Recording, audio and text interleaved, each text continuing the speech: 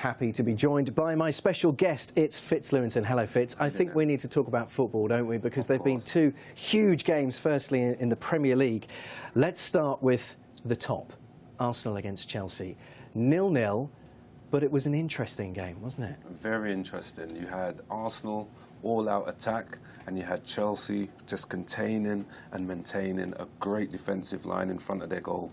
Yeah, Excellent. I mean, I was watching the game, and to me, and you're the expert, so you can tell me if I'm completely off place here, but to me it looked like Arsenal were kind of those young, excited puppies that had learnt a little bit of tricks, whereas they were playing the bloodhounds that had been doing this forever. Well, I agree with you, Andy. Chelsea, very efficient. They've done all their entertaining in the first two-thirds of the season, so now it's the business end. So they are going to defend what they have. So for me, I agree with you. Arsenal, all intricate, nice passing. And there was some lovely stuff, wasn't there? Some great really stuff, delightful moves and some great flicks through and stuff. However, that killer touch, which they really needed on an occasion today, they couldn't muster up. Which is strange because, you know, we've seen Arsenal, I think they had, what, 8 games on the bounce that they've won, and they have found the back of the net in some style up to this match. And it's not like the Chelsea defence is sort of, you know, impossible to break through, but they just couldn't. I mean, they barely had a shot on. For me, I think, really, if they really want to contest for the league title, they need a striker, a deadly striker. Someone like, you know, a, let's say, a Messi or a Ronaldo, that kind of type of player now for all that intricate plays, that someone that can now put the ball in the net. That is what they're lacking at the moment for me, a real world-class finisher. For Chelsea, on the other hand, this is job done, isn't it? I mean, Jose will be coming away going 0-0, happy with that. Never mind the penalties we could have had, etc. I'd take a point before the game. Fantastic. Very, very, very, very clinical when it comes to defending Chelsea. They've done all the entertaining, as I said, first two-thirds of the season. Now it's the business end. All they're doing now is protecting what they have. They can't fail now. Definite champions of the Premier League. Lovely quote from Jose Mourinho after the game. He heard a lot of the Arsenal fans shouting, boring, boring Chelsea, because they're obviously feeling that the Chelsea flair has petered off a little. And Jose said, I'll tell you what's boring to me is not winning a title in 10 years. That's boring. That is boring. What a comeback. Boring. Of course. How do you respond to that? Well, you can't. They should be shouting, efficient, efficient, efficient Chelsea. Absolutely. Let's talk about Manchester United. They'll be frustrated because Everton, they've really found their form in these last few games, and they absolutely spanked United, didn't they? They were all over them. I didn't think we could see that coming. However, Everton have beaten Manchester United at Goodison Park for the last 3 games. Right. So, really, Everton would be confident going into that game. However, I didn't expect Manchester United to be spanked 3-0. I mean, that's why. I mean, if it had been a 2-0 or whatever, you kind of go, oh, you know, Everton must have played really well. But 3-0, it's not an unfair reflection of the fact that they strolled through the defence at times, didn't they? Martinez, I think the players love playing for him, the manager of Everton. Manchester United, for me, I still think they'll make the top 4. However, this is just maybe just a little setback. Well, they're there at the moment, aren't they? They're not 10 points ahead of Liverpool, but this was their opportunity to get 10 points of course. And therefore make themselves very hard to catch. But Liverpool have a mountain to climb if they're going to catch United. I think United have cemented their place within the top 4. Too much for me for Liverpool now to get into that top 4. Well, let me just ask you a couple of questions about what this could mean for next season. Okay. If United make it into the Champions League, which I think is the assumption we should work on, are we going to see them spending a heck of a lot more money in the summer? I believe they'd have to. I think their spine of the side needs to be strengthened. I think they're going to be spending a few £1 million over the summer. Yeah, a very interesting one to watch. How about managerial movements? Because we've heard rumours about Pellegrini, maybe his job not being as safe as we'd assumed. We've also heard a few whispers of dissent against Brendan Rodgers. All of these are, you know, fuel to the flames is being added because of the availability of Jurgen Klopp. Could he be managing either of those teams next season? Well, they say he's going on a sabbatical, so there's a possibility. For me, Klopp to Arsenal sounds like a good fit. Arsenal, really? You don't think Wenger's safe?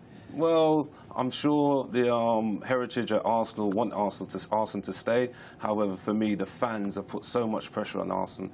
If he wins the FA Cup... But what more does he need to do? Finally, the FA Cup, he's going to finish second if things go well for them. What was he going to win the Premier League? The Arsenal fans want the Premier League. That's what they've been basking for a long, long time now. That's what they need. It's crazy, isn't it? I mean, Yes, it is. So you think there's a decent chance we're going to see Jurgen Klopp in the Premier League next season? Whoever he was with, we'll probably see him in the Premier League next season. I'd love to see him. I'd love to see him. New face, new charisma, great charisma. I'd like to see Klopp in the Premier League, definitely. It would be something to behold, wouldn't It would. It would be very entertaining. One quick one before we have to end this part. David Cameron, he swapped teams in the week. We all thought he was an Aston Villa fan. Now he's saying West Ham. Isn't that a bit cheeky? Oh, it is. It is. Well, you shouldn't have said that. He'll be in trouble for that behind closed doors. I'm telling you now. How will the West Ham fans feel about that? Exactly. Not too pleased, I'm sure. Do you think the Villa fans will be pleased to be free of the burden of it? Yes, of course they will. Yes, they will. Really appreciate it, Fitz. It's always good to talk to you. So we'll be talking more, loads more to talk about in the second part, actually. But for now, thank you very much. Well, joining us is football coach Fitz Lewinson again. And Fitz, welcome back. I think we have to talk about that incredible achievement from Bayern Munich. They have won the Bundesliga with 5 games to go. 15 points clear. Amazing. 15 points clear, exactly. Amazing. What a result. Wow. That's Pep, though. That's Pep. Well, this is the thing. We've got to talk about Mr. Guardiola because he's the difference, isn't he? Of course. 6 seasons, 5 domestic trophies. How do you beat that? Who can? Maybe Jose? Maybe? Well, I mean, Jose's record is obviously incredible. But Yeah. what is so special about Pep Guardiola? Because there was this big question mark, wasn't there, when he left Barcelona, with whom he was so successful, but he was a one-man club at that point, played for them, come up through the ranks, then managed them. Seemingly, you know, they'd effectively taught him how to manage that side.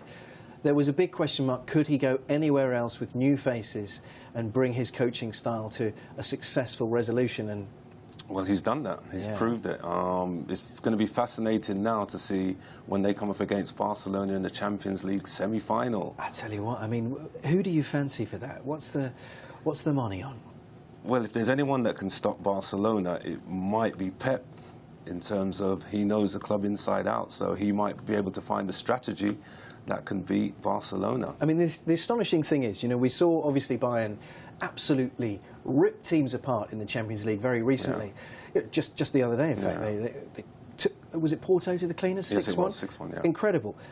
The very next match, which was yesterday in the Bundesliga, he decided to rest some of his players. He was able to field 9 Germans in his starting 11, which hasn't been done for something like 3 decades. And that's incredible, also knowing that they all did the World Cup at the beginning of the season, when the season ended. So that's an incredible stat, incredible. Is this just the magic touch?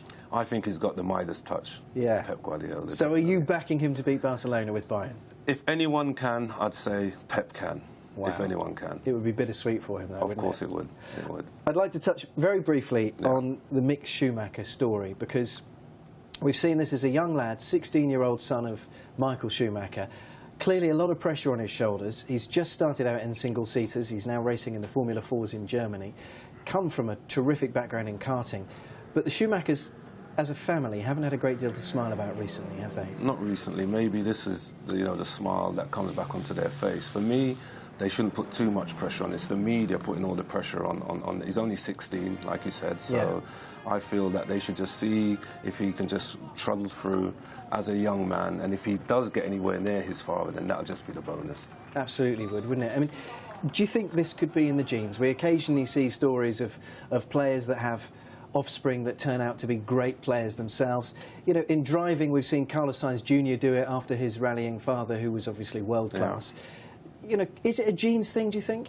I think it's a genes thing. I think it can be in the blood. So let's hope, let's fingers crossed that this is in the blood and he can be as good or as anywhere close to his father. Yeah, if he could end up in a great F1 story, car, it would be terrific, story. wouldn't it? Great stuff. Fitz, thank you so much for joining us. It's always a pleasure to have you here. Pleasure. So nice one. Nice Thank you, my friend. Thank you.